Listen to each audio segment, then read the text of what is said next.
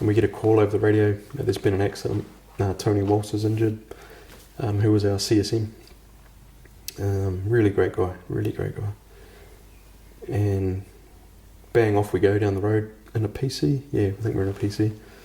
Rocked off down the road, found the site where the Unimog had come off the road. He'd been down picking up stones to keep fixing up our FOB. Bearing in mind, Timor back then was nothing. It was just, we had to dig shell scrapes, put up wire. It was just a horrible paddock. And the mud became an issue. So us walking around created mud, which was a huge environmental hazard. So he was going down to the river and piling in rocks and bringing them back to make pathways and things. Yeah, unfortunately, a heavy mog full of rocks, he came around a corner and fucked it up and bang down the bank. So we get there and it's a fuck off cliff, man. It's a we had to skate and they're like, right, get down there and see what's up. And I think it was me. I remember Darren Mahin had been there, and I can't remember anyone else. Oh, Doc. I always remember his name. He passed away. I'll think of it later. He died of cancer recently. But we all scale down the cliff, and we get to Tony Walser. And fuck, I remember looking at him, and it's the first real dead person I'd seen. At that point I didn't know he was dead, but he'd been thrown from the Unimog, and the Unimog had rolled over the top of him. So you can imagine like squeezing a sausage and sort of bits bursting out, and there was burst marks on him and where these things had crushed. And I remember the colour of his skin, man, it was this horrible grey. And yeah, like synovial fluid leaking out his ears, eyeballs sort of bulging.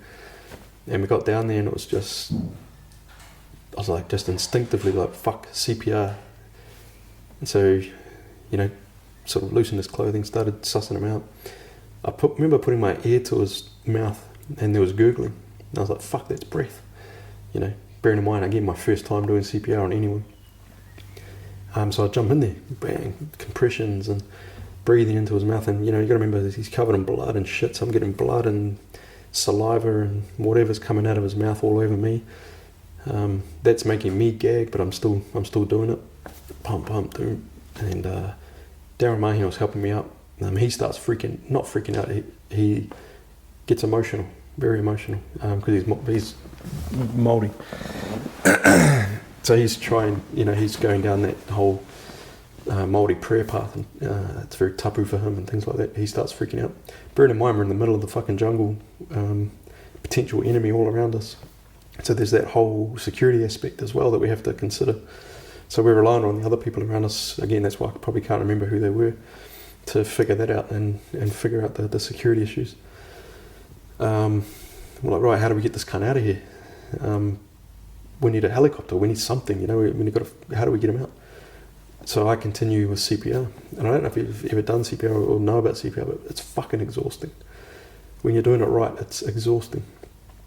So I start fading, man. I've still got all my gear on. So I strip off down to a singlet and I just continue doing it. And again, I'm covered in blood. Like every time I push, I'm getting squirted with blood and carrying on, doing my best. Doc's down there, he's putting in all sorts of lines and he's doing his thing and he just goes, keep doing CPR, bro, keep doing CPR.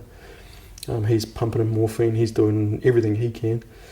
At no point has Tony shown any sign of responding.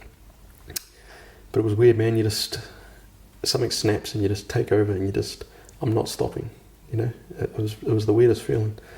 I remember it felt like I was running a marathon. Like that's how exhausted I was. Remember the sort of the jungle heat as well, beating down on you, and adrenaline, panic. I've got to get this guy alive. He was a very popular man within the company, and he was recon as well, and recon was always in the back of my head in terms of a goal. I wanted to be recon.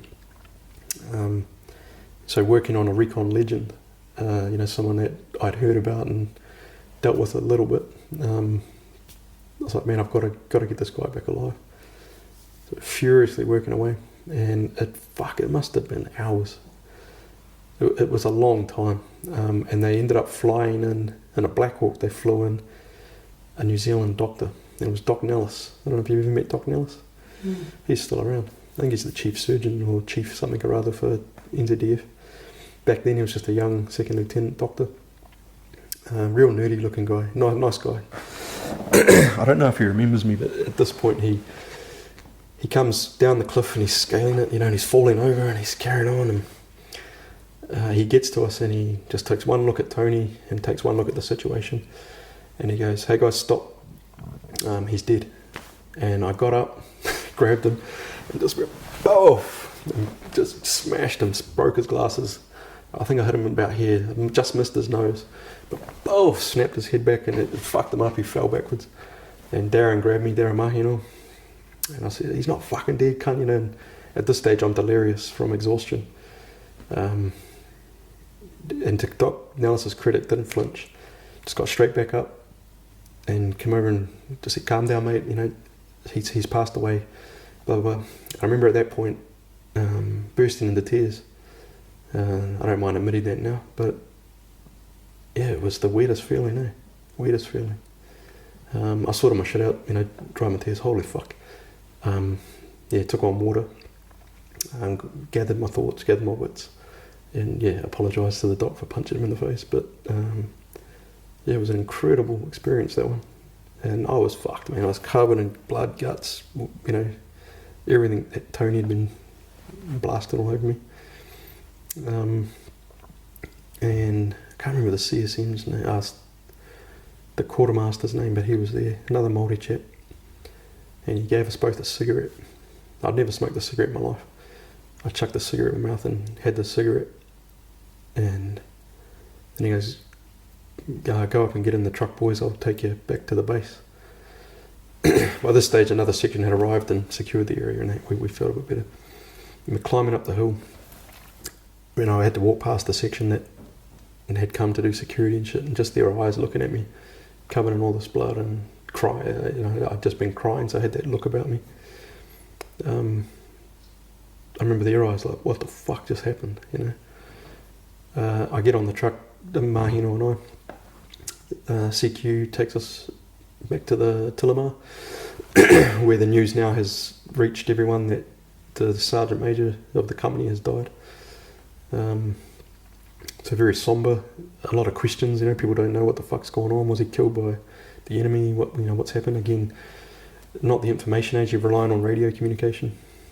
I get back and we went straight to the Padre, Darren and I.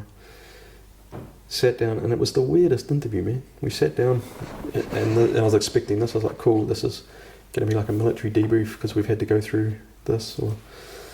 And he just sat there and didn't say a word, and it got to a point of being an awkward silence. I don't remember his name or who he was.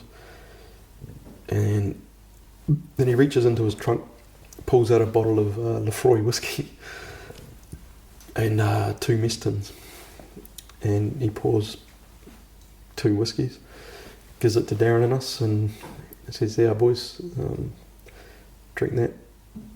And Darren and I drank it. And again, a long awkward silence, and then he said something along the lines of, "So if you ever need anything, just come in and talk and let me know, and we'll see what we can do." I think at that point he was very maybe intimidated by what he saw before him, an intense Maori guy that was going through some sort of spiritual process that he was doing, a Māori thing, and me covered in blood and shit, and had obvious emotional trauma, had just given us booze, bang bang, and all Darren said was, "Yeah, we could probably use another shot of piss," glug glug glug glug, and that was it. We walked out of the office having had a couple of shots of whiskey. That was our debrief from that. Particularly traumatic for an 18-year-old boy. I think Darren must have been a couple of years older than me. Particularly emotional experience. I walked out and the CO, OC or someone said, "Hey Timmy, go and have a shower, mate." And we had like an old showering tent. Just had the bucket showers, you had to fill up a bucket. And I remember standing there washing, and just all this blood coming off and going down we didn't have drains, we had old runway sheets, just big old steel bits of runway, and just watching all the blood drain off me down all the cracks. Got dressed, got changed, no worries, and then the two I see Barbs, he comes to me and goes, right, you've got sentry at this time, and I used to always get the shit sentry timings, because I was getting fucked around by Woody and that, and this one was the first sentry timing. I'm like, oh, that's like a reward, getting the first sentry timing. And I remember being stoked that I'd got like the 5:30 sentry timing. So I had a fee, went to sentry, and Woody comes on sentry with me. I was like, fuck. Because up until this point, again, it had been our relationship was strained because of what had happened back in Darwin, Townsville. And I remember it being a really cool conversation. We sat there, a bit of silence, and then he said something along the lines of, oh, so you've had a busy day. Just tried to lighten the mood. And I remember really appreciating it, or just, just breaking up. I didn't know what to expect. I was like, am I going to get told off here because I didn't save Tony's life? That was the mentality I had. Am I in trouble? Because up until that point I'd been mischief in battalion. And it was just how's it going? What happened?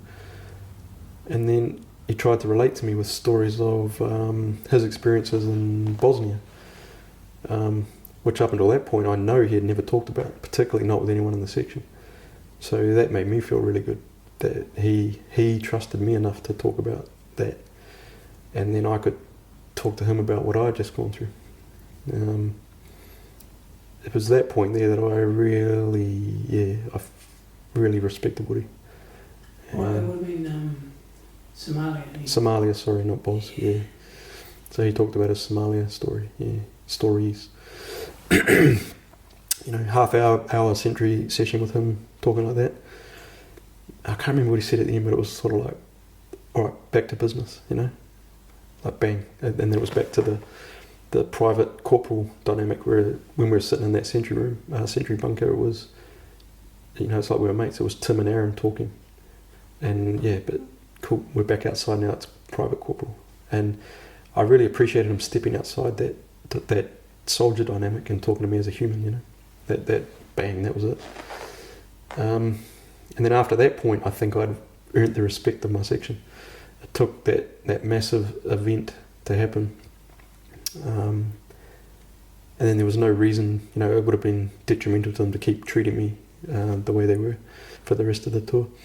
But yeah, that was a pretty amazing experience, particularly for, I think I just turned 18 at that point. Yeah. And that was all that was the debrief you got? It was a very, I'm sure other people, the OC might have, I actually can't remember anything else but that one, which is poignant in itself that I can only remember that debrief. But I'm sure there was other people that had, asked us for information about what had happened and, inquiries afterwards. But in terms of debrief for trauma or the traumatic event that had just happened, it was a very, very poorly run Padre session where he turned to alcohol. And I'm not going to blame him, but I'm going to say that contributed very much to my terrible drinking habits that followed years after. Yeah, anytime I got into those situations, I would turn to booze. Right up until months ago, I still had that complete reliance on alcohol to get me through those issues. Yeah, never fully debriefed. Nothing when you got home? When you leave a deployment, you debrief, but again, it's very tick the box. You can imagine the poor psychs, they've got, I don't know, a couple of hundred people to get through to debrief. And it might be your section all sits in there. Okay, guys, anyone want to talk about anything? And you're all staunch men. I was not going to put my hand up and say, I cried at Tony Walser's death. Or I want to talk about my feelings, about how that made me feel. You just all sit there and don't say anything, cunt, we'll get out of here quicker, And you did. You didn't say anything. She ticked the boxes that, 3 section didn't have any issues. Bang, gone. That's your debrief.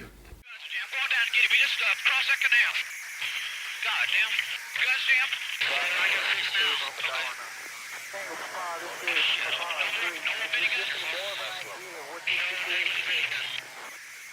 we're gonna have to wait for you.